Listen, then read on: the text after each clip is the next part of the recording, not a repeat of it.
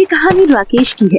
राकेश एक मोची था और अपनी इकलौती बेटी तपस्या के साथ रहता था। उसकी पत्नी रुक्मणी तपस्या को जन्म देने के बाद ही मर गई थी। किस्मत ने भी तपस्या के साथ बहुत बुरा खेल खेला। पैदा होते ही माँ को छीन लिया और कुछ सालों के बाद पोलियो ने उसे अपना शिकार बना लिया। पोलियो हो जाने के कारण वो अब लंगड़ा के चलने लगी और जब वो 15 साल की हुई तो उसे चेचक ने जकड़ लिया और चेचक ने भी अपने दाग उसके चेहरे पर छोड़ दिए। अपनी बेटी की ये दशा देख राकेश बहुत दुखी होता था, क्योंकि इस कारण उसकी शादी भी नहीं हो पा रही थी। इस बार भी लड़के वाले आए और तपस्या को नापसंद करके चले गए। भाई साहब, आप रिश्ते के लिए मना मत कीजिए। आपको जो चाहिए मैं वो सब दूंगा। शादी में कोई कमी नहीं आने दूंगा। नहीं, ये शादी तो हम किसी भी कीमत पर नहीं कर सकते। एक तो ये लंगड़ी, ऊपर से रंग में भी सावली और चेहरे पर भी दाग धब्बे। नहीं, हम ऐसी लड़की से शादी नहीं कर सकते। और रही आपकी हमें कुछ देने की बात, तो आप तो एक छोटे से मोची ठहरे। दिन भर में 20-25 कमाते होंगे। 20-25 कमाने वाला हमें क्या देगा। चलो बेटा, यहाँ आकर खामखा हमने अपना समय बर्बाद कर दिया। लड़के वाले वहाँ से चले जाते हैं। तपस्या ये देखकर रोने लगती है। बेटी चुप हो जा, इन लोगों को नहीं पता ये क्या ठुकरा कर जा रहे हैं। मैं तेरे लिए इससे भी अच्छा लड़का ढूंढ कर लाऊंगा, तू चिंता मत कर। नहीं पापा, ये झूठे दिलासे देना आप बंद कीजिए, क्योंकि ये कभी सच नहीं होगा। मुझे ऐसी से कोई शादी नहीं करेगा। ना मैं देखने में अच्छी हूँ और न ढंग से चल सकती हूँ, ऊपर से चेहरे पर ये दाग। नहीं बेटी, ऐसी बात नहीं है, तू हिम्मत रख। मैं ऐसा लड़का एक दिन जरूर ढूंढ कर लाऊंगा। फिलहाल मैं काम के लिए निकलता हूँ, तू घर का काम कर लेना।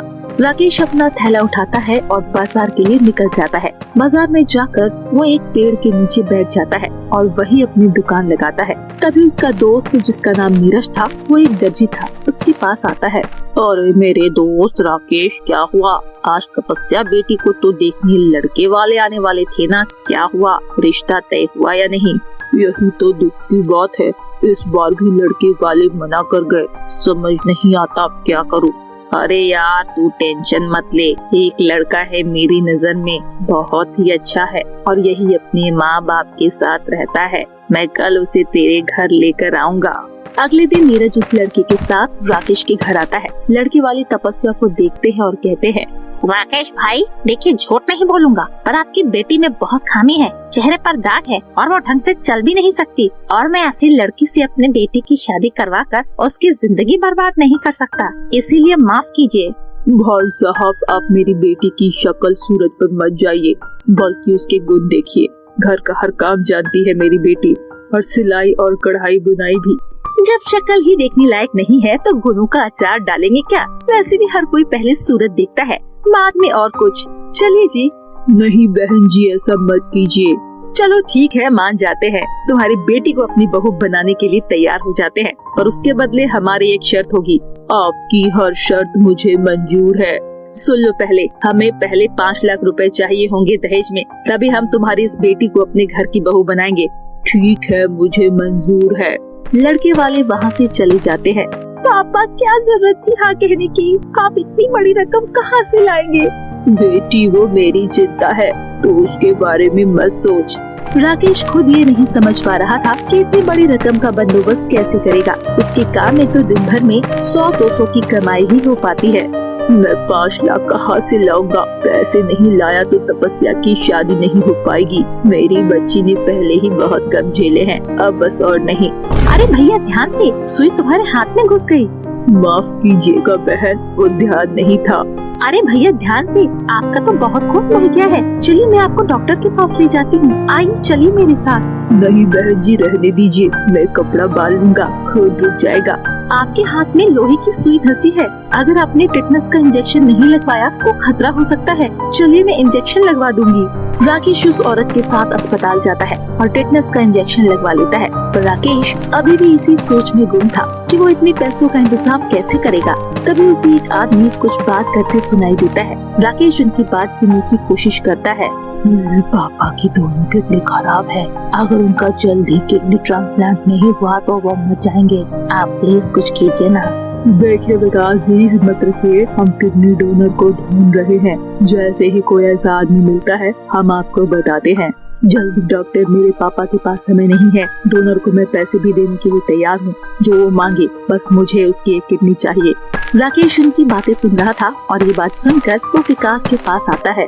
जी मैं आपके पापा को किडनी देने को तैयार हूँ, बदले में मुझे 5 लाख रुपए चाहिए। मुझे मेरी बेटी की शादी करनी है। ठीक है, मैं आपको पैसे दे दूंगा, चलिए आप मेरे साथ चलिए। राकेश विकास के साथ चला जाता है। डॉक्टर राकेश का चेकअप करते हैं और इन सब फॉर्मेलिटी के बाद डॉक्टर राकेश की किडनी विकास के पापा को लगा देते हैं। विकास भी अपने कहे अनुसार राकेश को 5 लाख रुपए दे देता है और वो पैसे लेकर राकेश अपने घर आ जाता है। 2 दिन बाद राकेश वो पैसे अजय को दे देता है। अरे वाह, कमाल कर दिया आपने। मोची होकर 4-5 दिनों में 5 लाख का इंतजाम कर दिया। अरे ऐसा क्या सिल दिया जिसके बदले 5 लाख रुपए मिल गए। चलो छोड़ो, जो भी किया हो, हमें उससे क्या लेना। अब शादी की तैयारी करो, परसों हम बारात लेकर आ रहे हैं। 2 दिन बाद तपस्या की शादी दीपक के साथ हो जाती है। राकेश को लगता है उसका दुख अब कम हो जाएगा और उसकी बेटी अब खुश रहेगी, पर ऐसा नहीं हुआ। शादी के बाद तो उसका दुख और बढ़ गया, क्योंकि दीपक और उसके माँ बाप तपस्या को पैसों के लिए परेशान करने लगे। आए दिन उसे मारने लगे। एक दिन अपने बाप के पास जा और उसे 4 लाख रुपए लेकर आ, मुझे एक कार लेनी है, चल जा। और हाँ, खाली हाथ आने की सोचना भी मत। मेरे पापा इतने पैसे कहाँ से लाएंगे? न जाने क्या क्या करके उन्होंने आपको 5 लाख रुपए दिए हैं। कैसे भी दिए हो, हमें उससे कुछ नहीं लेना। जब एक मोची 4 दिनों में 5 लाख रुपए ला सकता है तो 4 लाख भी ले आएगा। मेरे पापा ने बहुत दुख सहा है। माँ के जाने के बाद उन्होंने मुझे कैसे पाला है ये मैं ही जानती हूँ। खुद न खाकर मुझे खिलाया, खुद बिना चादर के सो गए पर मुझे कंबल दिया, खुद नंगे पैर चले पर मुझे चप्पल दी। पर अब बस, मैं अब और अपने पापा के दुख का कारण नहीं बनूंगी।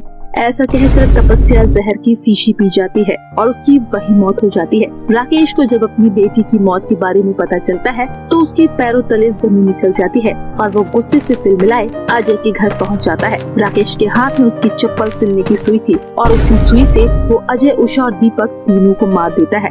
मेरी बेटी मेरी जिंदगी थी, पर तुम हैवानों ने मेरी फूसी बच्ची को मार डाला। तुम जैसे हैवानों की यहाँ कोई जरूरत नहीं है। और उसके बाद खुद को पुलिस के हवाले कर देता है।